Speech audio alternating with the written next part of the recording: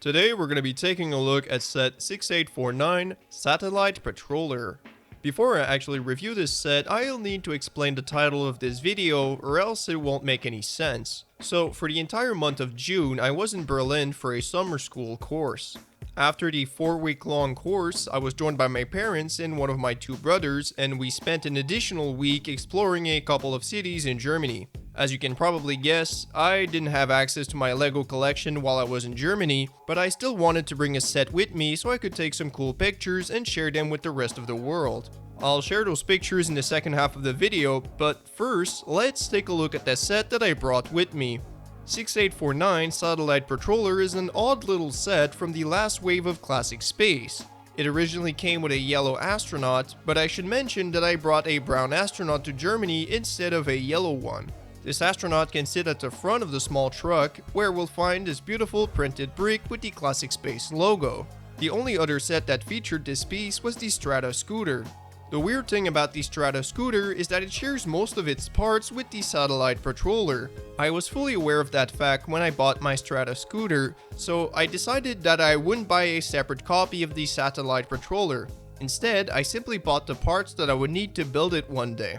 So basically, I don't have a separate copy of the Satellite Patroller, and I had to cannibalize my Strata scooter and borrow a couple of other parts in my collection just to be able to build it, but that's completely fine to me. Anyways, on either side of the previously mentioned classic space brick, we get some trans-red antennas. At first, I thought these antennas were supposed to be some kind of blasters to clear the way, but since this vehicle feels like a scientific research vehicle, I think they could also be some kind of scanner. So, for example, we could scan the ground and the rocks around us. And then, the yellow astronaut can go at the back and analyze the data on this computer screen. And if they want to make some additional observations or calculations, they can also use the special control panel on the opposite side. If they're satisfied with the data they've collected, they can go back to the driver's seat and keep exploring. Otherwise, they could decide to send a probe to gather some more information. To do so, they would simply need to calculate the ideal trajectory, activate the scanners, and find a good spot to launch the probe. But there's just one little problem. How do we get this probe to go in the air? Maybe I have a poor imagination, but I can't imagine that such a small device would be able to launch itself in the air. So instead, I think this vehicle needs to borrow a rocket from one of the moon bases, like Alpha 1 Rocket Base, or maybe it can use the rocket from the Mobile Rocket Transport. And then, while the probe is in orbit, the Satellite Patroller can just go to its landing site and wait for it to come down. Afterwards, the astronaut can load the probe on the back of the truck and go back to base. And there you go, that's how I see this set being used in the classic space universe. So overall, what do I think of this set? Conceptually, I think it's really cool, but the true value of this set comes from the cool parts that are included. We get some trans-red antennas, some trans-green radar dishes, one of these white rocket boosters, and we get a couple of interesting printed bricks. On top of that, I would like to highlight the beautiful color scheme of white, black, red, and green. This is quite a rare combination of colors, especially for classic space, but I suspect that LEGO was working on Futron at the same time as they were releasing the last wave of classic space, and since they knew that Futron would feature trans blue as one of its main colors, they decided to include a lot of red and green in the last wave of classic space to just kind of balance it out. I think that was a great idea, and I'm glad we got some cool sets with this unique color scheme. Anyways, that's pretty much all I had to say about the Satellite Patroller. If you only clicked on this video for the review of the set, feel free to leave and go watch something else. I thank you for your time, and I wish you a lovely day. Otherwise, let's take a look at the pictures that I took in Germany. As I said at the beginning of the video, I brought the Satellite Patroller, but I decided to swap the yellow astronaut for a brown one. The reason I did this is because the brown astronaut, which I like to call Andre, is the main character of my brick film series Alone in Space. Alone in Space is a very big and important project to me, so I've become quite fond of this little brown astronaut. So much so that 2 years ago when I visited the states of Washington and Oregon, I brought Andre with me and did basically the same thing. The idea is that I would use some of these pictures in Alone in Space Part 4, but I also took a lot of pictures just for fun. It was really cool, so I thought I would do it again. So anyways, the first couple of pictures were taken at the Pierre-Elliott Trudeau Airport in Montreal, where there was a pretty big Harry Kane statue made out of Lego. I thought it looked pretty awesome, so I took a few pictures of it with my satellite patroller. The next picture was taken after the first class. We went to a beer garden and I ordered myself a 1-liter beer, as you can see from this picture. A few days later, we visited a museum in Wannsee, but I was more interested in their garden. I took a few pictures of the plants and 2 pictures with Andre chilling in this bush. I wanted to make it look as if he was exploring an alien planet, because that's what Andre does. He explores alien planets. Anyways, 2 days later, we went to Potsdam and Andre was really impressed by the beautiful architecture and vibrant colors. Unfortunately, he was a bit too small to be photographed next to the buildings, but he had a lot of fun chilling with the flowers. At the end of our day in Potsdam, we visited this big and impressive palace, as you can see from this cool shot that I took. The next day, we went to the center of Berlin to discuss the end of World War II and the separation of Germany in two. After class, I decided to go explore on my own and I came across the Canadian embassy, so of course, I had to take a couple of pictures in front of it.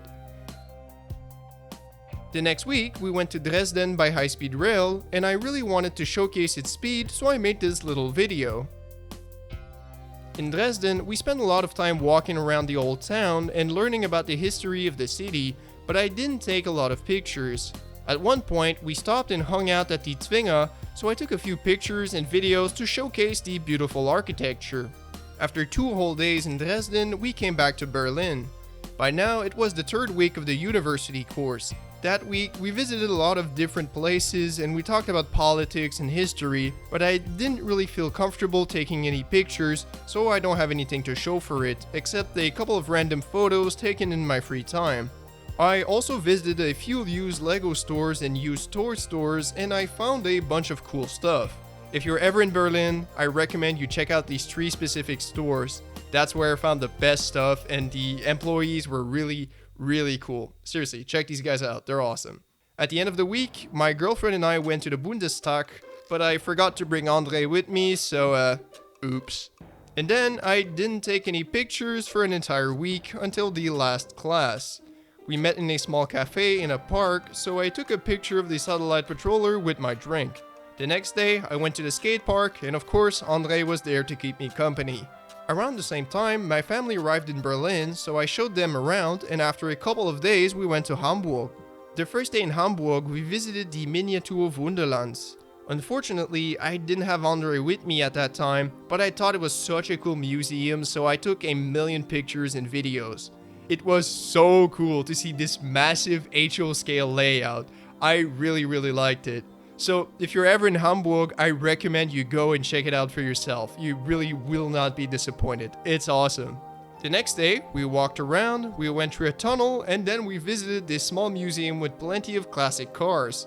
I've always been a massive fan of automobiles, so I took plenty of pictures with Andre. After Hamburg, we went to Nuremberg, which looked really pretty thanks to all the medieval buildings. We walked around town, but we didn't really do anything in particular. Still, I thought the city looked really nice, so I took a million different pictures once again. The next day, we went to München, where we visited the BMW Museum. Once again, we saw plenty of cool cars. The following day, we left München to go visit the famous Neuschwanstein Castle. It looked really good, especially from the outside, as you can see from these couple of pictures. And then, after a couple of days in München, we went to Stuttgart, where we visited 2 other car museums, those being the Porsche and Mercedes museums. Once again, I don't need to tell you how excited I was to see all these cool cars. I even saw a couple of cars that my dad and I own in Lego form, like this Porsche 919 or these 911s. Oh, and fun fact, they even had a life-size replica of the Speed Champions 911. The Mercedes museum itself was pretty nice, but I've never been the biggest fan of their cars. Still, there were plenty of rare and cool vehicles like this 300 SLR and this Shell tanker truck. If I had to pick a favorite car from each museum, I would say the Dino 246, the BMW 2002 Turbo race car, the Porsche 917, and the Mercedes 300 SL. Finally, after Stuttgart, we went to Frankfurt. We simply walked around the city, but we didn't do anything special, so I only have a couple of these landscape shots to show you. And then, after 5 weeks in Germany, it was time to go back home in Canada.